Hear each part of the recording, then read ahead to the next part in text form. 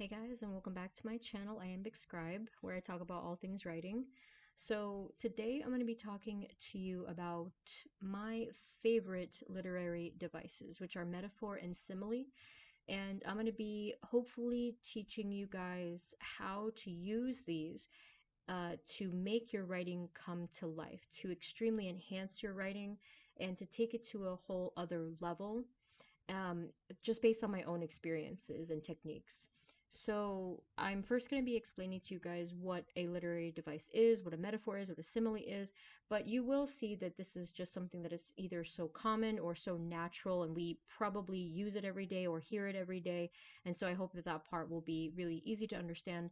And then I will be giving some examples that I have found in just regular books as well as my own works. So let's get right into it. How to make your writing come to life. Literary devices part 1, metaphor and simile. So what is a literary device? It was kind of hard to find an exact definition, but I liked the summary that the Google AI came up with. So it's just a tool to enrich the story. So a technique used by writers to enhance their writing by conveying deeper meanings, highlighting themes, and engaging readers through specific stylistic choices such as metaphor, similes, irony, and foreshadowing.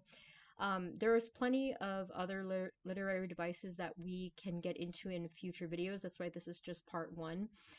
Foreshadowing and things like personification, imagery is all very, very fun to do. So we will definitely get into that in later videos. So the first thing that we're going to talk about is metaphor.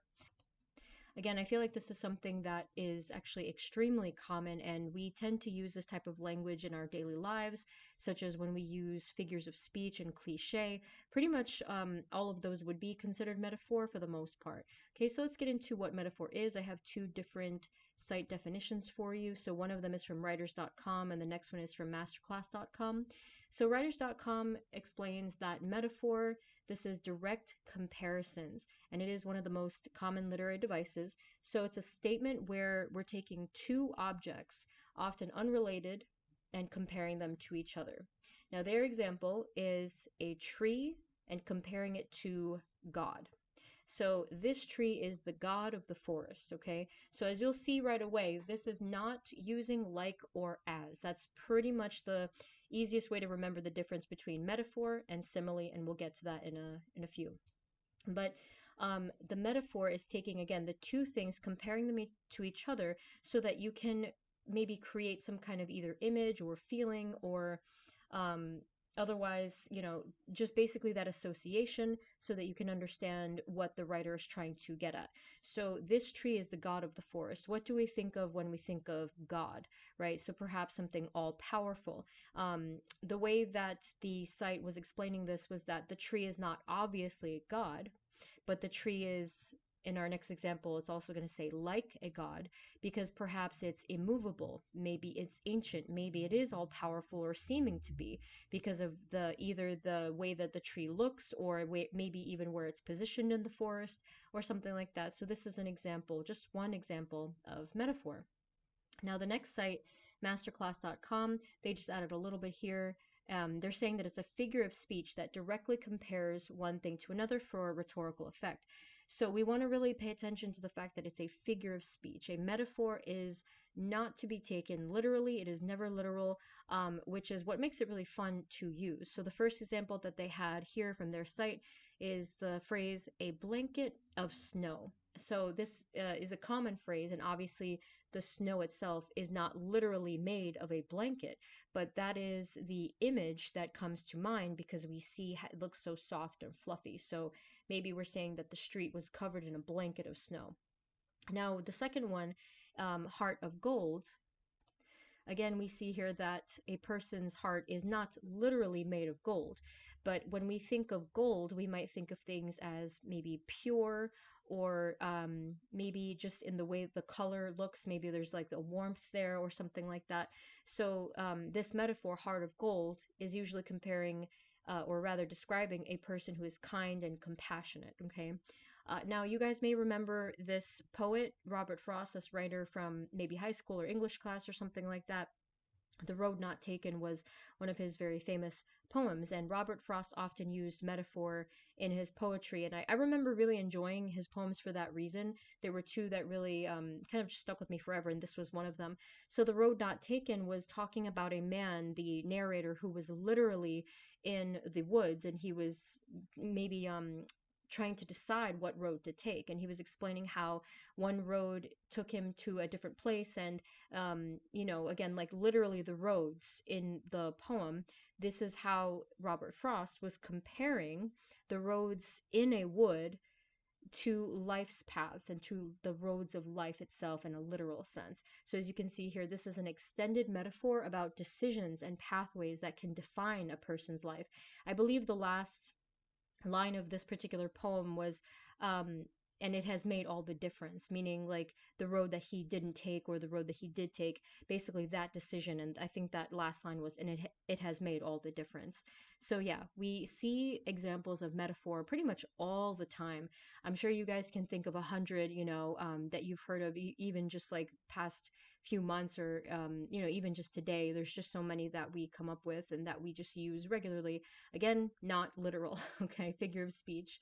So the next thing that we're going to talk about is simile, and it's pretty similar, not exactly obviously the same thing, but the key difference, as I was explaining before, is that a simile uses the words like or as or similar things in order to compare two things together. So here they're basically saying that a simile is an indirect comparison because it's not just directly the two things, but it's an indirect comparison because we're using like or as. So the first example before, where it was a metaphor, this tree is the god of the forest, here it turns into a simile just simply because of that word.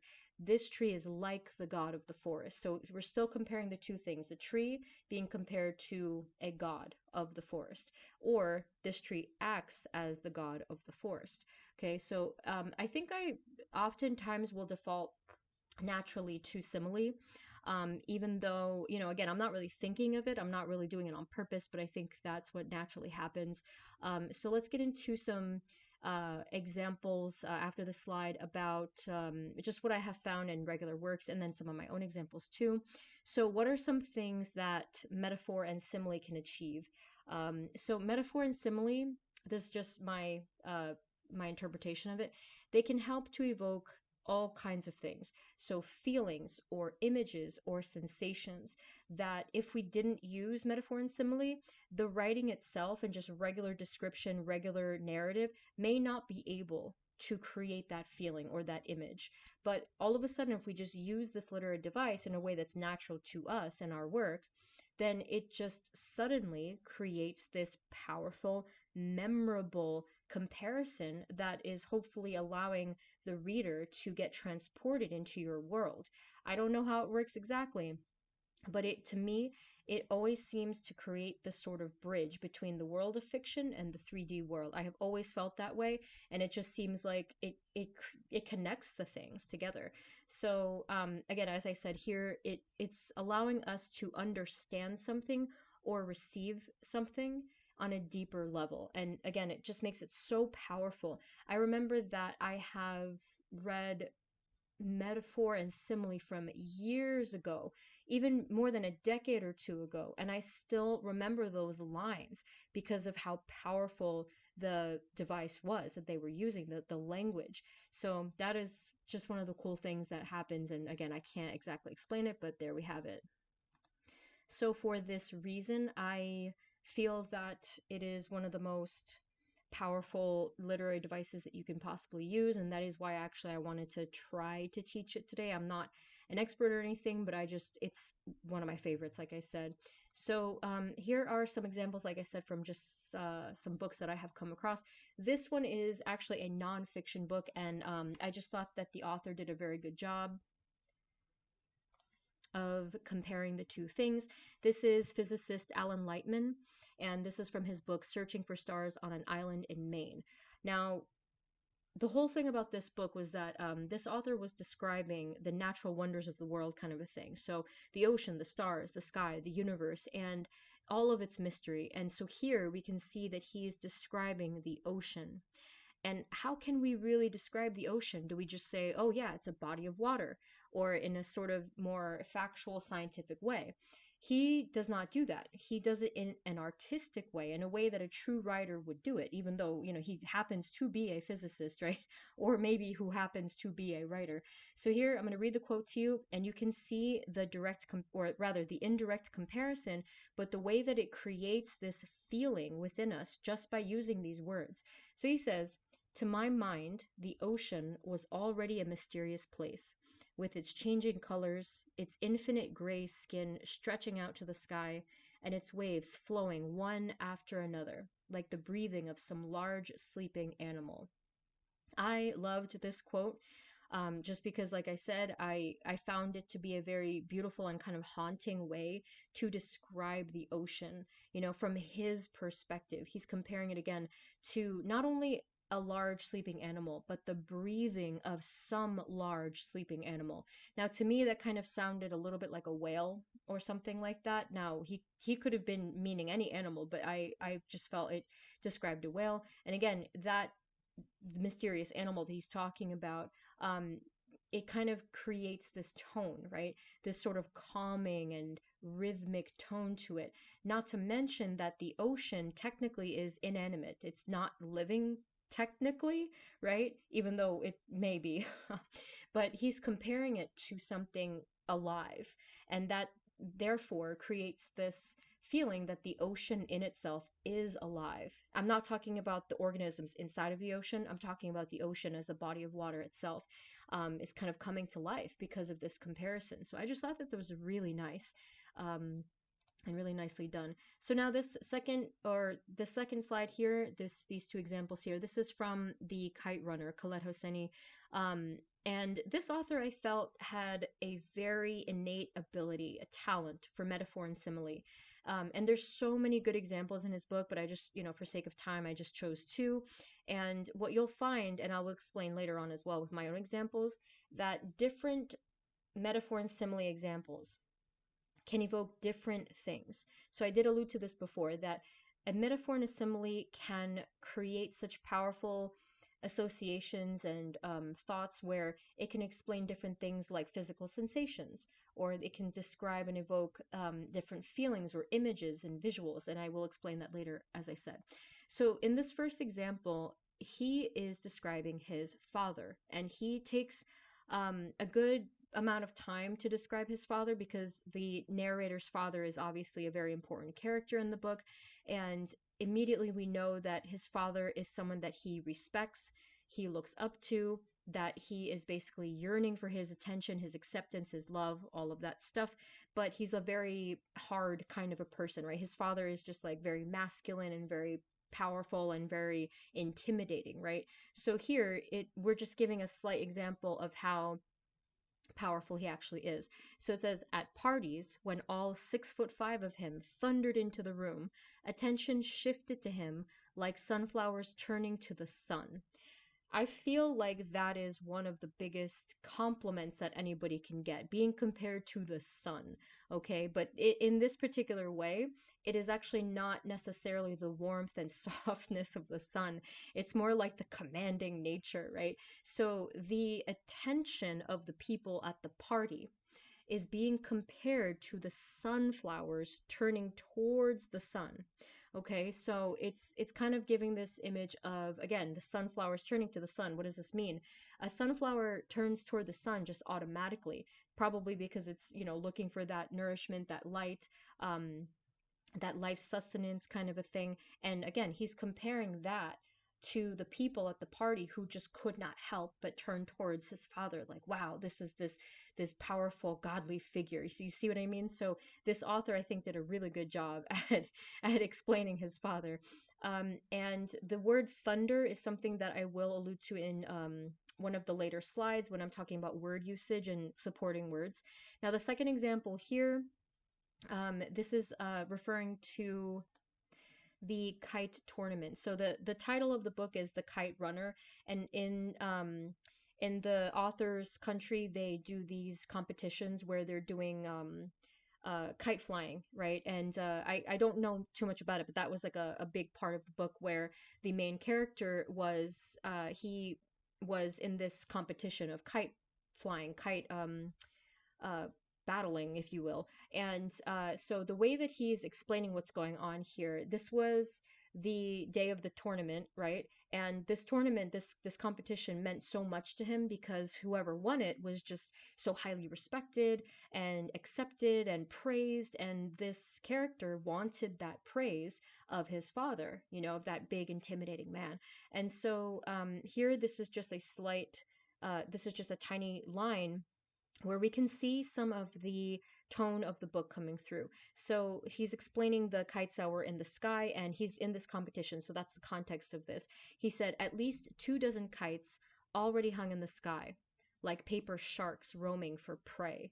So it makes you wonder, why did this narrator choose this language? So, I mean, to me, it feels predatory, right? Obviously, because we have sharks, but he said like paper sharks. So he's using again a simile here to compare the kites, his competition in the sky, to sharks, paper sharks, roaming for prey. So again, we're getting all of these different things that come to mind because of the simile that he used. So a shark is a predator. It's scary. It hunts you. He said roaming for prey, kind of leisurely, just looking, smelling for blood and stuff like that, and which basically implies that the narrator is afraid, and which he is. You know, he's basically one of the sort of ways that this novel describes the main character is that he's cowardly, but he is legitimately afraid. Okay, so all this in only a few words or a few sentences, we get so much material, we get so much emotion and visual by using simile, by using metaphor, and it's just so amazing how that happens. So the next example we have, this is from the book In the Woods by Tana French. This is not a simile, so it is not using the words like or as, and this would be a metaphor of what this main character, who is a detective, how he views truth, meaning like truth and fact. So he says, the truth is the most desirable woman in the world. So right there we can see the metaphor. So this narrator is a detective, he's a seasoned detective, and he's basically trying to explain to us, the readers, just how how desirable, I was gonna say, like, it's almost like he's saying truth is delicious, but like I said, desirable, I don't know why that came to my mind. So the author is saying to us that truth and fact, this is what we're looking for, this is what we want. And because he's a very masculine man, so of course, you know, it doesn't really surprise me that he used that phrase, the most desirable woman in the world, and we are the most jealous lovers, reflexively denying anyone else the slightest glimpse of her. So what he's saying there is that the truth and facts is kind of like they just want to keep it to themselves, you know. So I thought that was a pretty clever way of describing truth, and or rather the relationship that detectives have with truth, is that it's so desirable, it's like a desirable woman. So I thought that was funny. Now I'm gonna get into some of my own examples, and then I will go into some ways, hopefully, that I can teach you guys to craft your own metaphor and simile, and it's kind of tricky for me to explain, but I will do my best. Now this is a bit of a longer quote, and the reason why I included this was to get the context of what I'm going to explain to you. Here in the third section here, this is where I just use a simile, okay? And the simile, again, is just using the word like. Now, I came up with this little excerpt. This is, you know, just something from my spiritual experience. This is not fiction, unfortunately, but this is, the context of it was me talking about a twin flame connection, but I have an extremely rare triplet flame connection. And here I'm trying to describe the relationship or the feelings that both of these two individuals evoke within me. And one, I basically am stating that he's more like an obvious mirror of my soul, which is the twin flame concept. But then the other individual, I'm saying that he is still a twin flame in a sense, but he's not a direct mirror. He's more so something else, and that's what I'll explain here. So I write, what they say about twin flames is true. They are a mirror of your soul, a traumatizing one, in fact. The journey from start to finish was beyond unpleasant. Over a decade's worth of sorrow, confusion, pain, anger, and longing, sprinkled only minimally with feelings of actual bliss that almost made the rest of the sufferings worth it. The difference between them was that Anthony wasn't like a mirror. He was like a pool of water at my feet, reflecting the deepest parts of my unconscious long before I was ready to receive it. In this way, it made it uncomfortable, distressing, and oftentimes a shock to my unprepared system. Jesse reflected the obvious, and Anthony the obscure. Okay, so going back to the simile portion of it would be right here where I said he was like a pool of water at my feet. So, me thinking about how to describe this experience of my life, this feeling, uh, I mean, it wasn't hard to come up with this because I just, did what I'm about to explain to that I want you guys to try. I just relaxed and tried to see what image it came to my mind. So when I thought of, again, my sort of quote unquote obvious twin flame, that would be the mirror. But what's like a mirror? What's something that still reflects some part of me, but in a way that's just different and uncomfortable and like reflecting my deep, deep unconscious? I thought of looking down, and actually it evoked an image of a little drawing that I had once done for my tarot deck. It was called The Loner, and the person, the child, is looking down at his feet, and we see that he's looking down at a puddle of water. Okay, so that's where I came up with that. So this other individual, my like in the triplet flame connection, he is like, instead of a mirror looking right back at me, he's like a pool of water at my feet, and I just see this whole other side to myself. So that's how I came up with that. Now the next few examples are going to be easier, straight to the point. And one thing that you'll quickly learn about my writing is that it is very dark. And there's a reason for that, because the next few examples are going to be taken from my novel idea, and I'm going to try not to spoil things, but that's kind of impossible to do. And it is a psychological thriller. So you are going to see some dark examples, and that goes along with my theme or the tone or the genre, which I will refer to later. Okay, so here are some examples from my writing. Now, in the parentheses here, you're going to see the different ways that either metaphor or simile, actually all of them are probably simile, just because I enjoy it so much. I use metaphor in some other ways, but it didn't come to my mind. So here you're going to see the different ways that simile can evoke different either emotions or sensations or visuals or even sound. Okay, pretty much everything, like the five senses, which you'll see on one of the other slides coming up. Okay, so you can use any simile at all, but just try to think of, what do I wish to create here? What experience or sensation or feeling or vision or visual do I want to create for the reader, so that they can truly feel this, so that they can truly see this, so that they can truly understand this? Okay, so that is what we're going for. So my first example, let me actually jump down to this one. So this is a simple example of sound, or how we can use simile to create the sort of description of sound, or the experience of sound.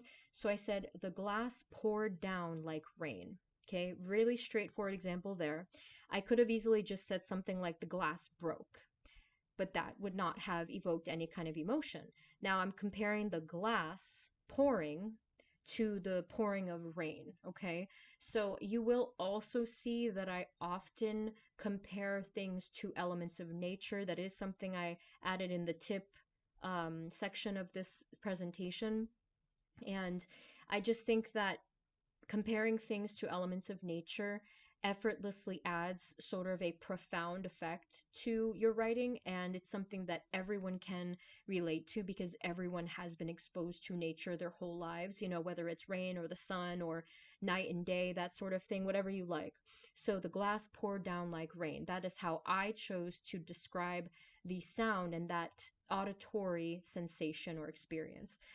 So speaking of some sensory experience, we also have visuals. So my first example here, this is me trying to portray the way that something looked and felt, I would say, in the tone of it. And I was comparing the sight and presence of blood to something here. So I'll read it to you. The blood was red and glowing in my hands, like I was holding a pile of melted rubies. So here, the main character, as you can clearly tell, there is an injury that's going on here, and there's a lot of stuff going on here. But he's holding the basically he has the blood within his hands, and it's almost like he's holding it, right? And so I'm just trying to I tried to ask myself, how can I describe what this truly feels like and looks like in a way that's going to really reach the readers? And I don't know if I'm ever successful doing it, but I hope that you guys can see that image, as graphic as it is, that the blood in his hands is bright and red. And for some reason, I was also comparing it to something like melted ruby, which in a sense kind of creates this, I would say, ancient feeling, because we think of gemstones and crystals and gemstones and these uh, sort of beautiful, reverent, shiny things. Where I was trying to, again, it's still like an element of nature in that sense, right? So, and when I said a pile of melted rubies, I was trying to evoke the sensation of the flow, the actual liquid flow of blood, and so that's what I was going for there. So again, graphic, but I hope that it described what I was meaning. Now, the next one is much friendlier. Okay. Light fell over his shoulder like an old friend. So here is where I'm using simile to create an emotion, right? The emotion of, let's say, something comfortable and friendly and warm and loving, because the light, that's how the light fell over his shoulder. So I described in this scene that the light is golden colored, and it's very soft and subtle, just like a single ray of light within the completely dark room. And right there, we can see that it's helping him to see and find his way in the dark room, which is something also what an old friend might do, right? Again, an old friend is just something very comforting. Versus, let's say, if the room had bright, blaring fluorescent lights, like, big white lights, and, you can kind of hear the buzzing and just kind of see that those types of lights are very harsh, and just uninviting. And so that's like the total opposite of what I was going for. Actually, in one scene, I do describe lights like that, and it does fit with the tone that she's very uncomfortable and she feels watched and exposed. Okay, so again, light fell over his shoulder like an old friend, just alluding to this emotion that I wanted to convey, which is just that warmth and that feeling. But there's also some foreshadowing there as well, which I can't get into because of spoilers. But anyway, the next one, again, very dark and very graphic, but the flames rose high above his head, curving like a vulture's beak. Now, obviously, you can see a lot is going on in that scene. So I'm trying to create an image as well as an emotion, because the comparison here, I'm trying to describe visually how the flames looked. This is not a normal scene. This is something obviously where there's some traumatic things happening and there's something on fire and we're just like, okay, what? So the flames itself, they rose high above his head. So I was like, okay, how do I convey that the flames was sort of like the shape and the experience of this? And I could have just said something like he was on fire, but I didn't. I said that they rose high above his head, curving like a vulture's beak. Now, clearly, I did that purposefully. I chose the imagery of, or the association of vulture, because a vulture is an animal that's a predator that shows up to, well, wait, is it a predator? No, it's a scavenger, sorry. A vulture is a scavenger that shows up to pick at and eat dead things. Okay, so yes, I did that on purpose, and that would go along with the idea of choosing the supporting images and the supporting work, in addition to the simile and metaphor that you're using. So basically, everything matters.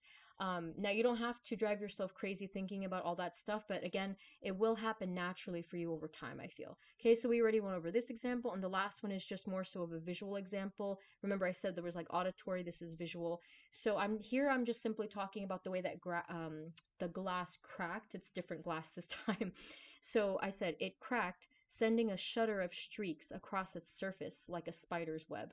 So there it was really simple, where I was just trying to explain visually how the glass cracked. And you guys have probably seen cracked glass before, where let's say you take a rock, you hit it, and then it just goes like that, and it just has that symmetrical pattern, and I compared it to a spider's web. So again, a little bit more straightforward there. Now, finally, we're going to get into the methods, and I think that's pretty much the end of this presentation here. And so here's a few tips and a few methods that I'm really hoping can be helpful to you guys, okay? So the first thing is you want to consider what you want to bring to life, okay? What element of your writing do you want to bring to life? So let's say, for example, that you really want to portray a person. Let's say that you want to bring to life this character or an element of this person, such as their smile or even their persona, right? So I want you guys to try to just relax and channel. What does that mean? Just relax and breathe and let the images come to you. Let the words come to you. Think of it as you are receiving what's already there, okay? So it's going to be a little tricky at first to decide, okay, well, what do I use metaphor and simile for and what do I not use it for? That's a very good question that only you can answer through practice, okay? So anytime for me, anytime that I desire to use a literary device, I used it. I didn't overuse it. I just, sometimes in my scenes, I will simply just describe what's going on. But if I wanted something to have a little bit more power to it, a little bit more oomph, and something that it was important for me to really get that image or that experience in the reader's mind, then I would definitely use a similar metaphor just because I understood that it was more important. Okay, so again, you're breathing, you're relaxing, make sure that you have good posture when you're doing this. It's almost like meditative, and then let it come to you and ask what image, what feeling or thought do you want it to evoke, or does it naturally evoke, I should say, okay? And then after that, you just want to practice writing out the simile metaphor until it feels right. You want to kind of rework it a little bit until it feels right to you. I oftentimes like to read my thing out loud, and then I will edit it a few times, sometimes several times, until it finally kind of hits the spot. So going back to this top line here, let's say that you want to describe a person's smile. Okay, now think of someone, anyone that really moves you. Okay, so that's another way that you can kind of have as a method here. You want to think of what moves you. I think that using metaphor and simile, it's so much easier when something actually evokes emotion within us, when something actually inspires us. So think of a person that inspires you, either for good reasons or bad reasons, okay? And just simply think of this person. And this is just our first example, okay? Using a person. So think to yourself, what is the first thing that you think of when you think of this person? What is the most powerful or memorable part of this person? So let's say whether it's their, like, it could be a physical feature first, and then we'll get into other stuff. It could be a physical feature. Let's say it's their smile or their eyes or their face or whatever it might be, okay? And then so what you want to do after that is think of that particular thing and think, okay, well, what actual feeling or maybe even some, again, going back to an element of nature, what do I feel connects it? So if I want to say that a person's face was as bright as the sun, a little cliche there, but we can get that image that the person's face is so bright and beaming and beautiful, maybe joyous, okay? I'm sure you guys can think of some better examples when you're really in like your individual work here. Now, if we're describing someone's persona, this could be similar. If you say the phrase, this person was like a breath of fresh air, that would be a metaphor for the fact that they are very, refreshing in their personality. Maybe they're, very good natured, that sort of thing. Okay. Um, I did use, yeah, I did use someone's face. I said her face was as bright as a candle flame. So obviously there, anytime that I'm comparing anyone to light, it's a good thing. It's a positive thing, and it's a very hopeful thing too that it evokes. And so that would be just an example of a person, a physical feature. It doesn't always have to be so beautiful and whimsical and whatever. Again, it could be depending on your theme, depending on your tone, your genre, whatever matches there. So again, mine would be under the category of like horror or thriller. depending. Some additional tips for you guys: just please don't force it, okay? You never, ever, ever have to force your writing. In fact, that's working against ourselves. So, my number one advice, I don't want to call it a rule exactly, but my number one advice is to let it flow, which I said before is relax and channel. Think about what moves you, what inspires you. Now, when I talk about match the tone of the work, this is my examples from before. I forget if I said it in this take because I've recorded this like a few times already, unfortunately. But here in my example, with the blood was red and glowing in my hands like I was holding a pile of melted rubies. Imagine if I had said something like, the blood was as red as a clown's nose. That would not match the tone of my work at all. Okay, that would be more fitting towards like maybe a comedy or just like a non psycho thriller book, okay? So I chose to use associations that match the tone and the sort of like, again, like that profound or eerie or mysterious kind of emotion that I was going for. So that's what I meant by that. If you're writing a comedy, you like, just as an example, and you want to use a similar metaphor, then you would probably use something still comedic. Um, and if it is something kind of horrific, it would be like in an ironic sense. I already described elements of nature. I think that comparing things to elements of nature is just so automatically powerful, automatically understandable. Anyone can relate to it. So there's some things there. And I did mention consider supporting words. I did mention that earlier. So I'll go back to the example real quick.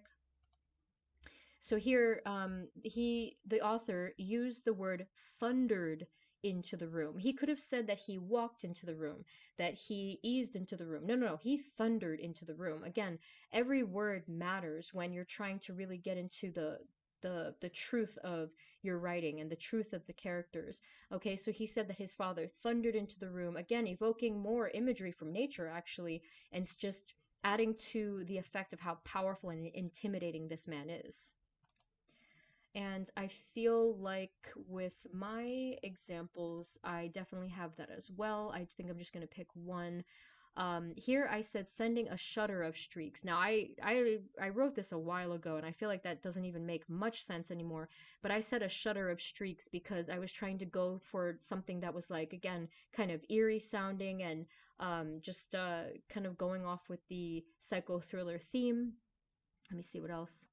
I think here too, when I said light fell over his shoulder like an old friend, um, light, I mean, here it kind of almost sounds like personification, but that's really not what I was going for. When you kind of give human characteristics, and we'll get into that into a different video because it's really interesting stuff. So yeah, I said light fell over his shoulder. You can also maybe say light draped over his shoulder, but I didn't say, something that was like totally off tone, like something like, light crashed onto his shoulder. So all of these little supporting words definitely matter. Again, just try to play around with it a little bit, rework it, reread it to yourself, read it out loud, and you'll see what eventually aligns with you, what makes sense, and just what feels right. And the final tip that I had for you guys was think of your five senses. So this would be an example of imagery. Again, we'll get into that in hopefully a different video. But I did mention before, you can evoke any kind of sensations at all. So whether it's something visual, like I had with those few examples, something that you can hear, so auditory, even things that you can smell and taste and especially feel. Okay, so just thinking of any of the five senses that you want to incorporate into your writing. What we want to do is have basically as many elements as possible that make the writing real. Because if it doesn't, I feel like, okay, what's the point of reading this fiction book when it doesn't come to life? At that point, it's more so like a history book or like a fact kind of a list and sheet or whatever. So I just think in any shape or form that you guys can try to make your writing come to life in a way that's natural, again, not forced and not overdoing it, just more balanced. Just think of how much you're creating a wonderful experience for the reader, just this surreal experience. I think that's pretty much all I have for you guys. I know that this video kind of ended up being long. I didn't realize, but I do hope that some of this stuff was helpful to you, and let me know in the comments just any ideas that you have. And if you did enjoy this, you can like and comment, subscribe. I have another tarot, another channel as well. It's a tarot channel. You can see that on my homepage. But I guess that's it. Thank you guys so much for watching and happy writing.